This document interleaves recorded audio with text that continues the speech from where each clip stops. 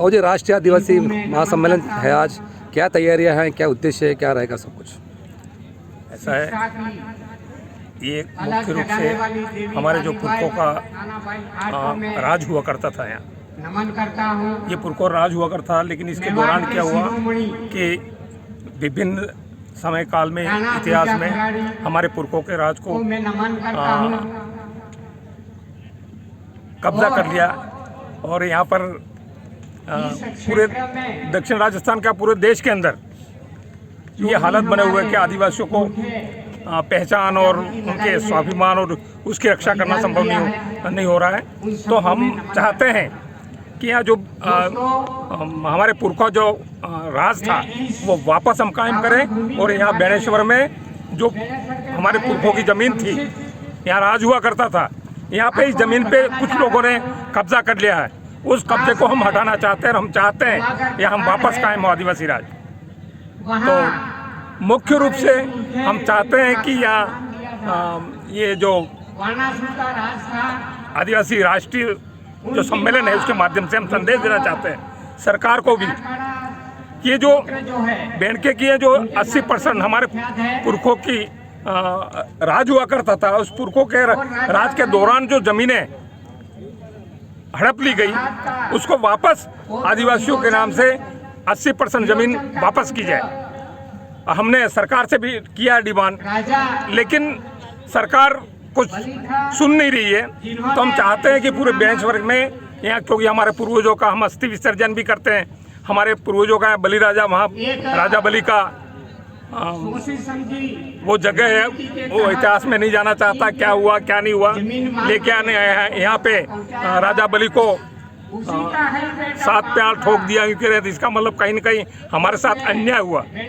और ऐसे ही लगातार ये जो बालासुर यहाँ का जो राजा था और ये सारी चीज़ें थी, तो यहाँ पर घटनाक्रम क्या हुआ, मैं हमारी बात में जो इतिहास में है वो बात बिल्कुल सही है, लेकिन हम चाहते हैं कि वापस सरकार इस चीज़ को माने। हमारा ये धार्मिक स्थल हमारे पूर्वजों का, जिसमें हम अस्थि विसर्जन भी करते हैं, ये हमारे आदिवासियों के लिए बहुत ही महत्वपूर्ण है। और ये हम सारे आदिवासी समाज तहे दिल से आज मैं सारी पूरे देश के आदिवासियों का स्वागत करता हूँ, मान सम्मान करता हूँ और उनका यहाँ पे उनका स्वागत है। कार्यक्रम में क्या समाज के उत्थान के लिए क्या क्या होगा? हैं? कार्यक्रम में समाज के उत्थान के लिए क्या विचार विमर्श होंगे?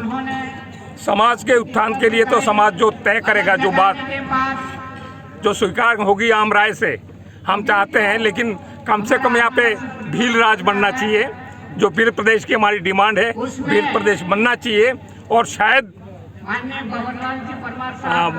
नरेंद्र मोदी जो मानगढ़ में आ रहे हैं, हम कह रहे हैं कि वो मानगढ़ तो राष्ट्रीय स्मारक घोषित होगा ही होगा, लेकिन भील प्रदेश की हमारी मांग को पूरी करें। और ये जो वनवासी कर रहे हैं, वो आदिवासियों को भी समझना चाहिए कि हम वनवासी नहीं हैं। आज तक लगातार हमको असुर, राक्षस, दैत, दानव जो कुछ भी बोलना था बोल दिया। अब पहले तो उनको इस बात पे माफ़ी मांगना चाहिए।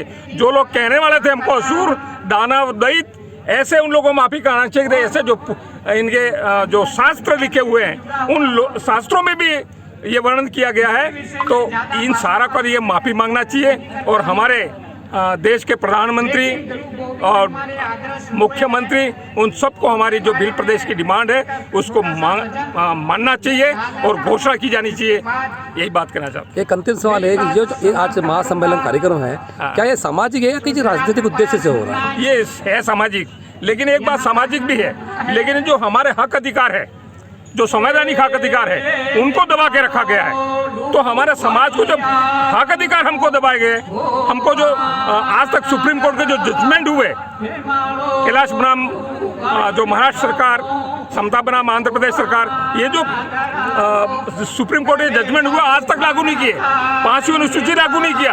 तो ये हमारा सामाजिक मूवमेंट इसलिए भी है कि हमारे हक अधिकार है, उसको हमको बचा के रखना है, उसको हमको हासिल करना है।